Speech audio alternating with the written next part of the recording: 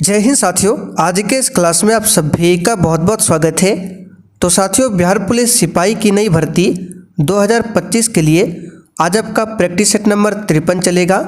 साथियों, इससे पहले आपका टोटल 52 प्रैक्टिस सेट कंप्लीट हो चुका है और साथ में जो आपका सब्जेक्ट वाइज क्लास है उसमें ज्योग्राफी से 5 प्रैक्टिस सेट, पॉलिटी से आपका 3 प्रैक्टिस सेट और साइंस से लगभग 12 प्रैक्टिस सेट कंप्लीट हो चुका है।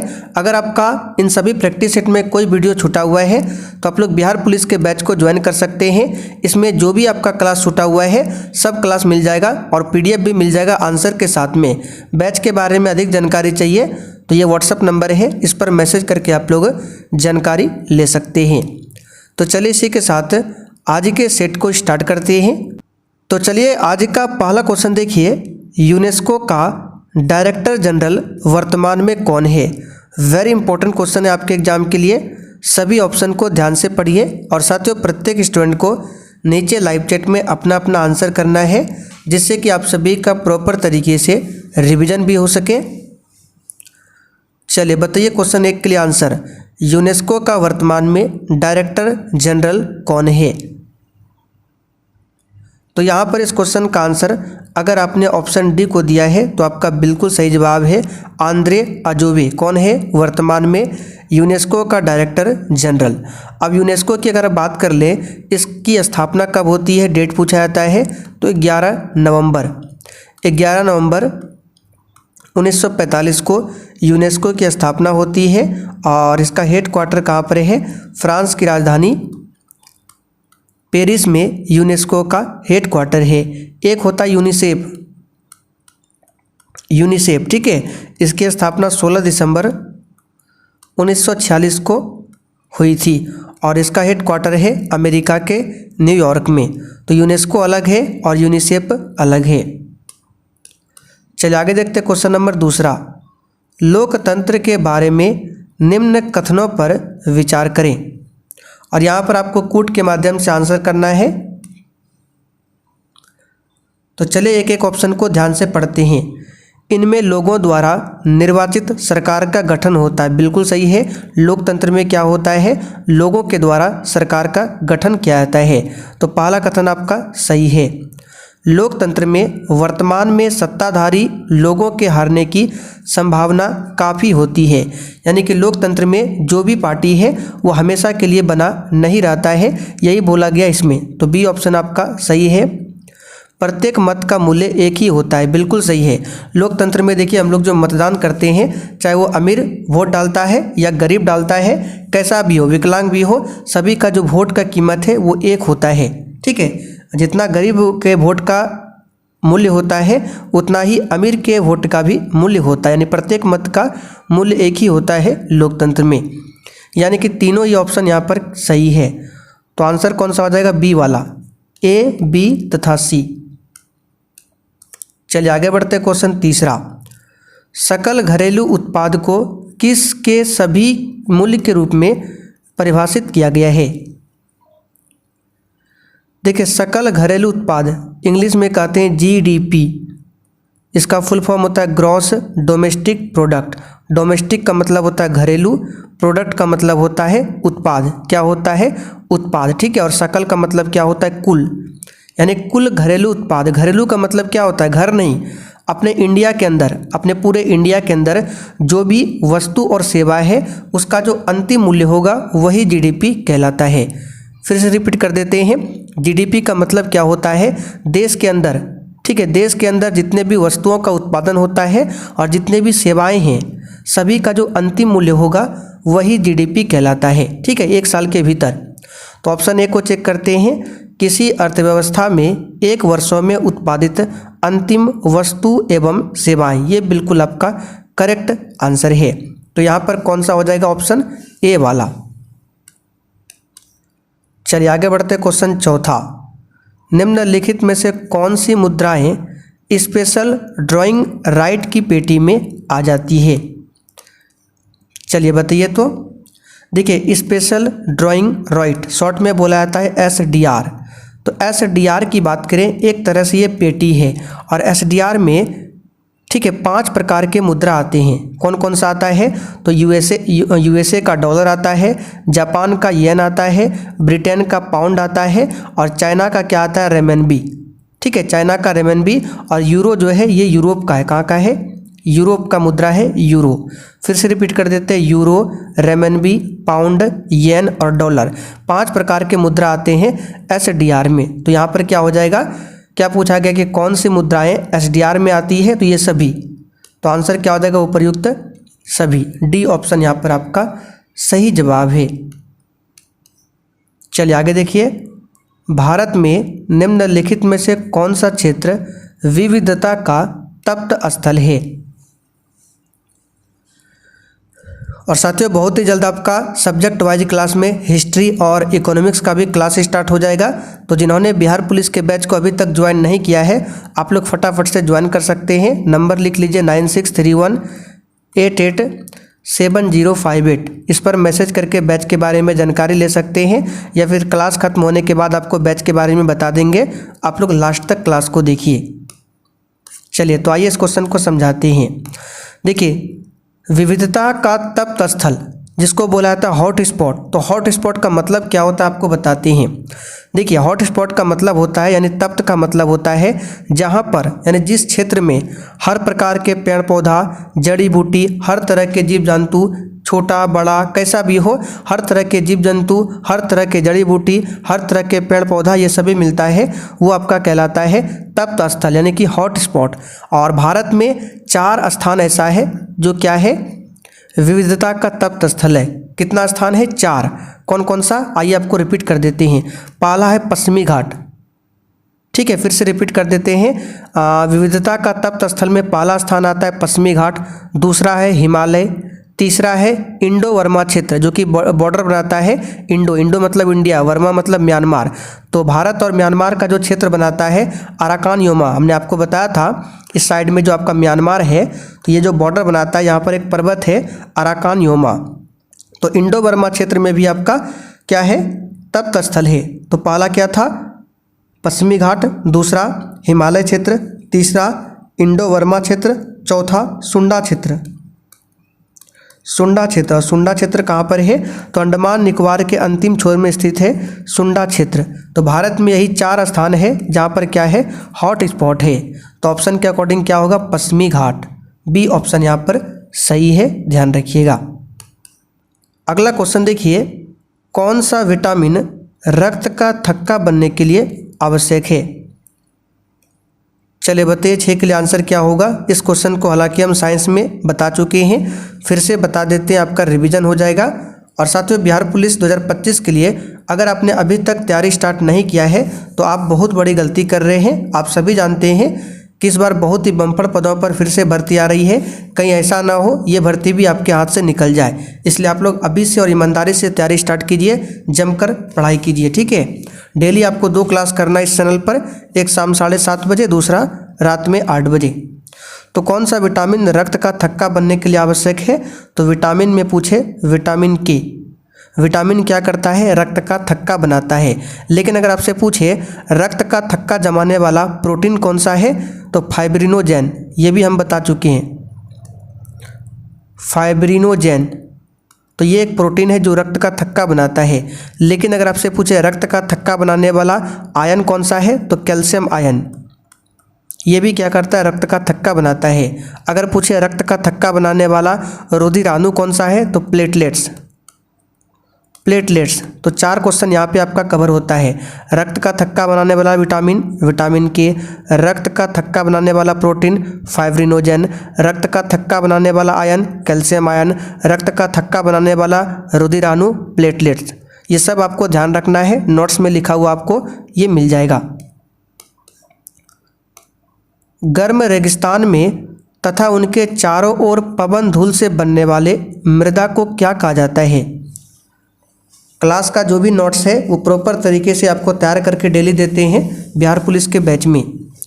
तो गर्म रेगिस्तान में तथा उनके चारों ओर पवन धूल से बनने वाले मृदा को लोएस मृदा कहते हैं। क्या कहते हैं? लोएस मृदा। अच्छा साथियों, रेगिस्तान में जो पौधा उगता है तो उस पौधा का नाम क्या है, यानी कि रेगिस्तान में उगने वाला वनस्पति का नाम क्या होता है, तो जीरोफाइट। तो एक बार क्वेश्चन पूछा गया था कि जीरोफाइट क्या है, तो याद रखिएगा रेगिस्तान में उगने वाला जो वनस्पति है उसी को कहा जाता है जीरोफाइट। निम्न में से कौन सा कथन सत्य है, चलिए बताइए कौन सा कथन सत्य है। पहला कथन है 326 बीसी में, यानी 326 ईसा पूर्व में सिकंदर ने भारत पर आक्रमण किया था। बिल्कुल सही जवाब है, 326 ईसा पूर्व में सिकंदर ने भारत पर आक्रमण किया था और 323 बीसी में सिकंदर की मृत्यु हो जाती है। ठीक है, कहाँ पर, बेबीलोन में। ये हम आपको बता चुके हैं और नोट्स में भी डाल चुके हैं। दूसरा है तक्षशिला का राजा ने सिकंदर और उसकी सेना का स्वागत किया था। बिल्कुल सही जवाब है। तक्षशिला की बात करें, ये सिंधु और झेलम के बीच स्थित है। यहाँ से क्वेश्चन बन सकता है कि तक्षशिला किस नदी के बीच स्थित है, तो सिंधु और झेलम। तो यहाँ का जो राजा था उसने सिकंदर और उसकी सेना का स्वागत किया था। ये कथन बिल्कुल सही है। सिकंदर की मृत्यु 332, ये गलत है। सिकंदर की मृत्यु होती है 323 में, ना कि 332 में। तो पहला और दूसरा कथन यहाँ पर क्या है, सही है। तो देखिए सी ऑप्शन यहाँ पर सही है। अच्छा, अगर आपसे पूछे सिकंदर भारत में लगभग कितने महीने तक रहा था, तो लगभग सिकंदर जो है 9 महीना तक भारत में रहा था।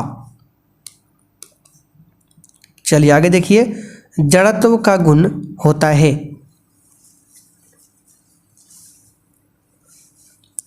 देखिए जितना दुनिया में जो भी वस्तु है, ठीक है, जिस भी वस्तु का अस्तित्व है सभी में जड़त्व होता है। जड़त्व क्यों होता है, देखिए कोई भी वस्तु है तो उसका अपना कुछ ना कुछ द्रव्यमान होगा, और जिस वस्तु में द्रव्यमान होगा उसमें जड़त्व 100% होगा, यानी द्रव्यमान होगा तो जड़त्व भी होगा। मान लीजिए कोई कलम है, उसमें कुछ वजन है तो उसमें भी जड़त्व है। ठीक है, तो दुनिया में जितने भी वस्तु है सब में जड़त्व होता है। तो यहाँ पर देखिए किसी किसी वस्तु में होता है, बिल्कुल गलत है। प्रत्येक वस्तु में होता है, बिल्कुल सही है। जड़त्व का गुण जो है प्रत्येक वस्तु में होता है, और जिस वस्तु का द्रव्यमान जितना अधिक होगा उस वस्तु का जड़त्व क्या होगा, उतना ही अधिक होगा। फिर से रिपीट कर देते हैं। मान लीजिए एक छोटा पत्थर है, एक बड़ा पत्थर है, इसका वजन ज़्यादा है, इसका वजन कम है, तो इसका जड़त्व कम होगा, इसका जड़त्व क्या होगा, अधिक होगा। जितना अधिक द्रव्यमान होगा उतना ही अधिक जड़त्व होगा। उम्मीद करते हैं जो भी आपको बता रहे समझ में आ रहा होगा। जब किसी वस्तु को विषुवत रेखा से ध्रुवों की ओर ले जाया जाता है तो उसका भार क्या होता है। देखिए जो भी शुरुआत से क्लास करते हैं बिल्कुल इस क्वेश्चन का आंसर बता सकते हैं। हमने कई बार आपको सिखाया है विषुवत रेखा, 0 डिग्री अक्षांश रेखा, भूमध्य रेखा, ध्रुव रेखा, कहाँ पर जी का मान क्या क्या होता है। आइए एक बार फिर से रिपीट कर देते हैं, आपका रिवीजन हो जाएगा। मान लीजिए पृथ्वी है, बीच में ये जो लाइन हम खींचते हैं इसी को कहते हैं भूमध्य रेखा, इसी का नाम है 0 डिग्री अक्षांश रेखा, इसी को कहा जाता है विषुवत रेखा। और यहाँ पर जी का मान जो होता है सबसे कम होता है। जी का मान सबसे कम कहाँ पर होता है, विषुवत रेखा पर। जी का मान सबसे अधिक कहाँ पर होता है, ध्रुव पर। यहाँ पे ध्रुव है, नीचे भी ध्रुव है, ऊपर आपका उत्तरी ध्रुव, नीचे दक्षिणी ध्रुव, तो दोनों ध्रुव पर जी का मान क्या होता है, सबसे अधिक होता है। अब आइए क्वेश्चन पर फोकस करते हैं। जब किसी वस्तु को विषुवत रेखा से ध्रुव की ओर ले जाते हैं, यानी यहाँ से उठाकर ऊपर ले जाते हैं, तो यहाँ पर जी का मान कम है और यहाँ पर अधिक है, तो ऊपर जाने से जी का मान क्या होगा, बढ़ेगा। तो बोल रहा है वस्तु का भार क्या होगा, तो भार बराबर क्या होता है, W बराबर M × G, यानी वस्तु का जितना भी द्रव्यमान है उसमें जी से गुना करना पड़ता है। तो जी बढ़ेगा तो वस्तु का वजन भी बढ़ेगा, जी घटेगा तो वस्तु का वजन भी घटेगा। तो यहाँ पर देखिए विषुवत रेखा से ध्रुव की ओर जा रहे हैं, यानी कि जी क्या हो रहा है, बढ़ रहा है, तो जी बढ़ेगा तो वेट भी बढ़ेगा। यहाँ पे आंसर क्या होगा, बढ़ता है।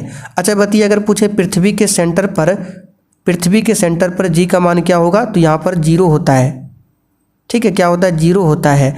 अगर पृथ्वी की सतह से ऊपर जाते हैं या फिर नीचे ज़मीन के अंदर जाते हैं तो जी का मान क्या होता है, सदैव घटता है, आपको ध्यान रखना है। ठीक है, एक क्वेश्चन पूछेगा कि पृथ्वी के समतल सतह पर एक व्यक्ति है और वह पहाड़ पर चढ़ रहा है, तो जी का मान क्या होगा, तो सतह से ऊपर जा रहा है तो क्या होगा, जी का मान घटेगा। ये सब आपको ध्यान रखना है। अगला क्वेश्चन देखिए, 1 माइक्रोन में कितने मीटर होते हैं। चलिए बताइए क्वेश्चन 11 के लिए आंसर क्या होगा। एक भी क्वेश्चन को छोड़ना नहीं है और जो भी आप लोग क्लास करेंगे बिल्कुल शुरुआत से कीजिएगा, तभी आपका कंसेप्ट क्लियर होगा। तो 1 माइक्रोन में कितने मीटर होते हैं? 10⁻⁻6 मीटर। इसी को बटे में लिखें तो ये आपका क्या हो जाएगा? 1/1000 मिलीमीटर। मिलीमीटर में पूछे तो 1/1000 होगा और इसी को लिख सकते हैं 10⁻⁻3 मिलीमीटर। तो मीटर में पूछे 10⁻⁻6, लेकिन मिलीमीटर में पूछे तो 10⁻⁻3। एक विलयन नीले लिटमस को लाल करता है तो विलयन का पीएच मान क्या होगा? अब देखिए आपको लग रहा होगा बहुत ही हार्ड क्वेश्चन है, लेकिन यकीन मानिए बहुत ही सिंपल है। सबसे पहले देखिए नीला लिटमस है, इसको लाल करता है। तो बताइए नीला को लाल कौन करता है? नीला को लाल, तो इसके लिए एक ट्रिक है, अनील। आपको ध्यान रखना है, अनील। तो अ से हो गया अम्ल, क्या हो गया? अम्ल। और अम्ल क्या करता है? नीला को लाल में बदलता है। किसको? नीला को लाल में। तो नीला को लाल में कौन बदलेगा? अम्ल। और अम्ल का पीएच मान 7 से कम ही होता है, ठीक है। और जिस विलयन का पीएच मान 7 से अधिक होता है वो क्षारीय होता है। तो यहाँ पर अम्ल है तो 7 से कम होगा, तो ये तो होगा नहीं, ये भी नहीं होगा, ये भी नहीं होगा, बचा आपका डी ऑप्शन। प्रथम कार्बनिक यौगिक यूरिया का संश्लेषण किसने किया था? अच्छा साथियों, आप लोग कमेंट करके बताइए पीएच स्केल का पता किसने लगाया था? ये सब क्वेश्चन बता चुके हैं, बताइए पीएच स्केल की खोज किसने किया था? आंसर है सोरेनसन ने। किसने किया था? सोरेनसन ने पीएच स्केल का पता लगाया था। तो प्रथम कार्बनिक यौगिक यूरिया का संश्लेषण किया था वोहलर ने। किसने किया था? वोहलर ने 1828 में। यूरिया का फॉर्मूला होता है NH2CO NH2 और इसमें कितना प्रतिशत नाइट्रोजन पाया जाता है? तो इसमें 46% नाइट्रोजन होता है, ध्यान रखिएगा। यूरिया का संश्लेषण शरीर के किस अंग में होता है? तो यकृत में। बायोलॉजी क्लास में बता चुके हैं आपको। बेंजीन में सिग्मा और पाई बंध की संख्या कितनी होती है? चलिए बताइए बेंजीन में सिग्मा और पाई बंध की संख्या कितनी होती है? बेंजीन का फॉर्मूला होता है C6H6 और इसको डायरेक्ट आप लोग याद कर लीजिए। सिग्मा पूछे तो 12 और पाई पूछे तो 3। इनपुट का आउटपुट में रूपांतरण किया जाता है। कंप्यूटर से रिलेटेड क्वेश्चन है। तो इनपुट का आउटपुट में कौन बदलता है? CPU। कौन बदलता है? CPU। ATM stand for, ATM का फुल फॉर्म यहाँ पर आपको बताना है।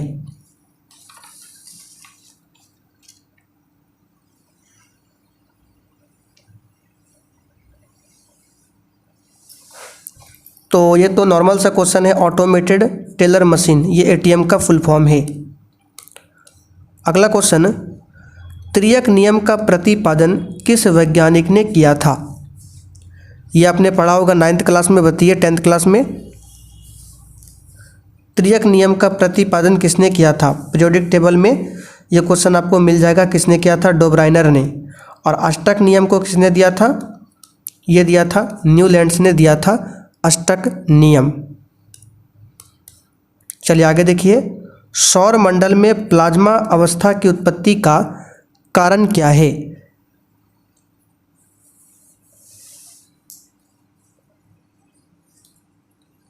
तो साथियों सौरमंडल में प्लाज्मा अवस्था की उत्पत्ति का कारण क्या है? इसका आंसर हो जाएगा उच्च ताप। प्लाज्मा क्या है? तो पदार्थ का जो अवस्था होता है, पहला, दूसरा, तीसरा, चौथा, उसी प्रकार चौथा अवस्था जो है ये प्लाज्मा कहलाता है, ठीक है। ठोस, द्रव, गैस, 3 अवस्था आप सभी जानते हैं। चौथा अवस्था क्या होता है? प्लाज्मा। और सौरमंडल में प्लाज्मा अवस्था की उत्पत्ति का कारण है हाई टेम्परेचर।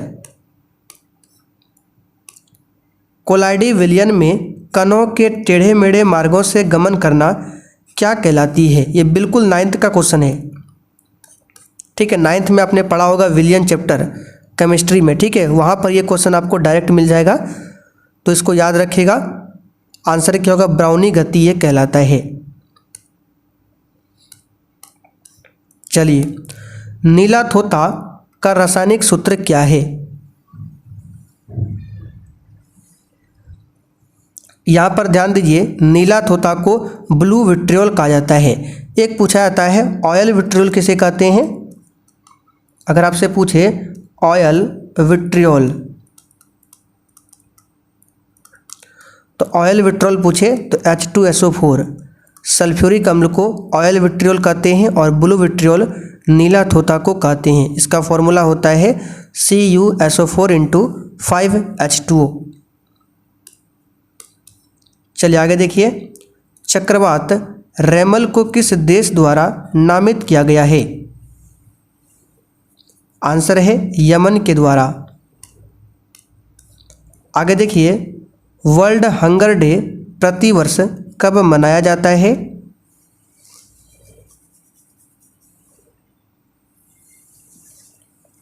तो साथियों, वर्ल्ड हंगर डे प्रतिवर्ष जो है ये मनाया जाता है 28 मई, ठीक है। 22 मई पूछे तो विश्व जैव विविधता दिवस मनाते हैं। 1 मई को अंतर्राष्ट्रीय मजदूर दिवस मनाते हैं। 18 सितंबर छोड़िए, 16 सितंबर याद रखिए, विश्व ओजोन दिवस। रतौंधी डैश की कमी के विटामिन कारण होता है, ये तो बता चुके हैं, विटामिन ए की कमी से। विटामिन B12 का रासायनिक नाम साइनोकोबालामिन है और इसमें कोबाल्ट धातु पाया जाता है। आगे देखिए, सूर्य का लगभग 70% भाग निम्नलिखित में से किससे बना है। अच्छा बताइए, किस विटामिन को हार्मोन विटामिन कहा जाता है। 7:30 बजे की क्लास में हमने आपको बताया था, जिसको पता है कमेंट कीजिए। तो सूर्य एक गैस का गोला है, इसमें सबसे अधिक हाइड्रोजन होता है, दूसरा हीलियम होता है। तो 70 से 71% लगभग हाइड्रोजन होता है सूर्य में, ठीक है। बाकी हीलियम होता है और अन्य गैस भी है, तो आंसर होगा हाइड्रोजन। अच्छा, हाइड्रोजन की बात करें, इसके कितने समस्थानिक होते हैं। 3 समस्थानिक, ये हम आपको बता चुके हैं। हाइड्रोजन को भविष्य का ईंधन माना गया है। हाइड्रोजन गैस ब्रह्मांड में सबसे अधिक मात्रा में है। कोशिका के डैश में DNA प्रमुख रूप से जमा होता है। तो याद कीजिए, मान लीजिए आपका एक सेल है, इसके अंदर सेंटर में क्या होता है, केंद्रक। और केंद्रक की खोज किसने किया था, तो रॉबर्ट ब्राउन ने। किसने किया था, रॉबर्ट ब्राउन ने केंद्रक की खोज किया था, ये तो आपको पता होगा, ठीक है। तो केंद्रक के अंदर DNA होता है, लेकिन हमने ये भी बताया था कि पूरे कोशिका के अंदर जो केंद्रक होता है, इसके अंदर तो DNA होता ही है, लेकिन केंद्रक के बाहर DNA और कहाँ पर होता है, तो माइटोकॉन्ड्रिया में। माइटोकॉन्ड्रिया को हिंदी में कहते हैं सूत्रकणिका। और माइटोकॉन्ड्रिया की खोज किसने किया था, अल्टमैन ने किया था। माइटोकॉन्ड्रिया को कोशिका का पावर हाउस कहा जाता है। तो कोशिका के अंदर छोटा छोटा अंग होता है, माइटोकॉन्ड्रिया, राइबोसोम, लाइसोसोम, ठीक है। इस प्रकार से होता है, जिसको कहा जाता है कोशिकांग, यानी कोशिका का अंग। तो ये तो आपका केंद्रक हो गया, इसके अंदर DNA होता है, लेकिन इसके बाहर भी एक DNA होता है माइटोकॉन्ड्रिया में। कहाँ पर होता है, माइटोकॉन्ड्रिया में। तो इस बात को ध्यान रखिएगा। तो फिलहाल क्या होगा, कोशिका के डैश में DNA प्रमुख रूप से होता है, तो केंद्रक में होता है DNA। अगर ऑप्शन में केंद्रक ना मिले तब आपका आंसर क्या होगा, माइटोकॉन्ड्रिया। अच्छा, कोशिका की प्रोटीन की फैक्ट्री किसे कहते हैं, राइबोसोम को। कोशिका की आत्महत्या की थैली पूछे, लाइसोसोम को। कोशिका की खोज किसने किया था, रॉबर्ट हुक ने। नीला लिटमस पेपर अम्लीय घोल के संपर्क में हो जाता है। तो नीला लिटमस पेपर है, अभी हमने ट्रिक बताया, अनील।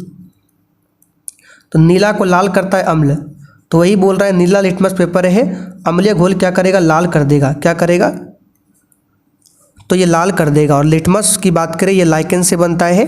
किससे प्राप्त होता है लिटमस, लाइकेन से। उस उत्तक का नाम बताइए जो किसी पौधे के विभिन्न भागों में भोजन पहुंचाता है।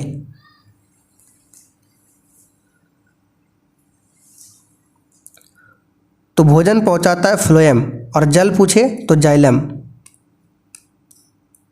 चलिए आगे देखिए, डिटर्जेंट पाउडर में कौन सा प्रमुख रसायन मौजूद होता है। तो जिसको धोने वाला सोडा कहा जाता है यह सोडियम कार्बोनेट। और सोडियम बाइकार्बोनेट की बात करें, जिसको खाने वाला सोडा कहा जाता है NaHCO3, ये सोडियम बाइकार्बोनेट है, खाने वाला सोडा।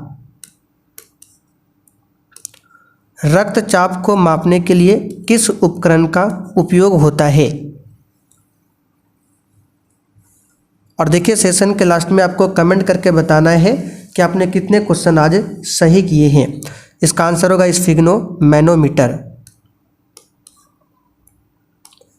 स्थिर वैज्ञानिक शब्दों को वर्णित करने के लिए उपसर्ग के रूप में डैश शब्द का उपयोग होता है। बताइए किस शब्द का उपयोग होता है स्थिर वैज्ञानिक शब्दों को वर्णित करने के लिए।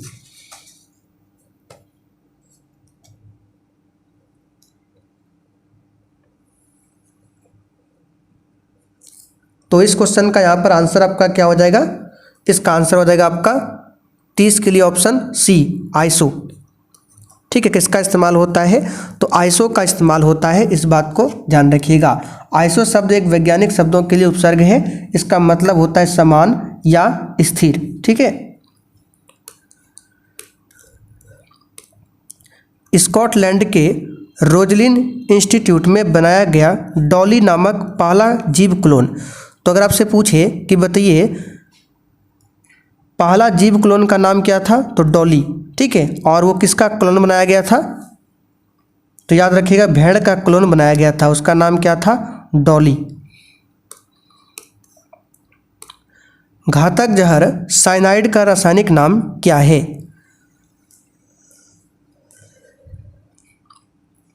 इसका नाम है प्रूसिक एसिड। क्या है, प्रूसिक एसिड।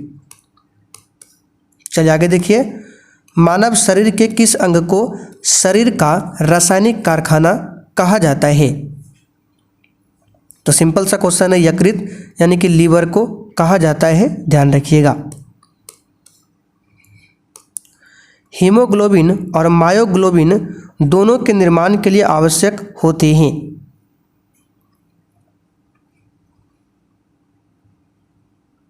तो इसका आंसर है आयरन, सी ऑप्शन आपका सही जवाब है। हीमोग्लोबिन के कारण ही खून का रंग क्या होता है, लाल होता है।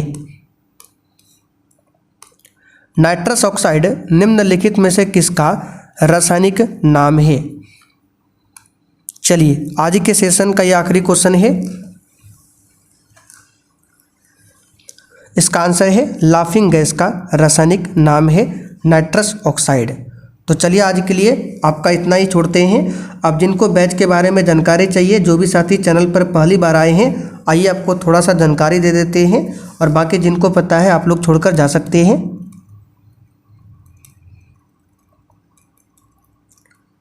चलिए, तो ये है आपका बिहार पुलिस का बैच। इसको ज्वाइन कैसे करना है, तो सबसे पहले प्ले स्टोर पर आपको सक्सेस वर्ड MCQ सर्च करके इसको इंस्टॉल कर लेना है। इसका लिंक डिस्क्रिप्शन बॉक्स में भी मिल जाएगा।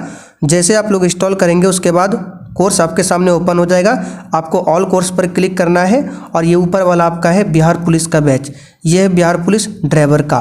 तो ऊपर वाला आपको परचेज कर लेना है बाय नाउ पर क्लिक करके। ठीक है, तो बैच में क्या क्या मिलेगा, तो डेली क्लास मिलेगा, क्लास का PDF मिल जाएगा आपको आंसर के साथ में, सब्जेक्ट वाइज क्लास मिल जाएगा, और इसका भी PDF मिल जाएगा आंसर के साथ में।